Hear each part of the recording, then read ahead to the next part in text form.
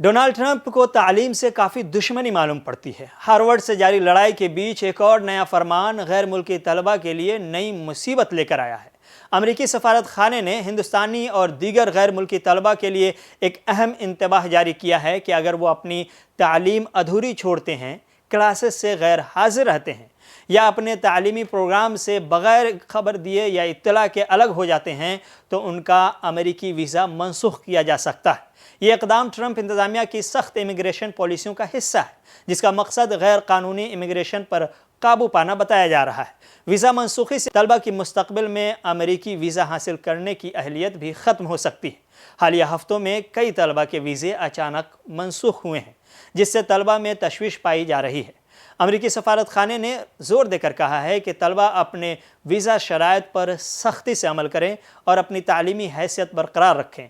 तलबा को हिदायत की गई है कि वह अपने तालीमी इदारों से राब्ते में रहें और किसी भी तब्दीली की पेशगी इत्तला दें। यह पॉलिसी तलबा को ज़िम्मेदारी से तालीम मुकम्मल करने की तरग़ीब देती है और गैर कानूनी सरगर्मियों को रोकने के लिए नाफिज की गई है।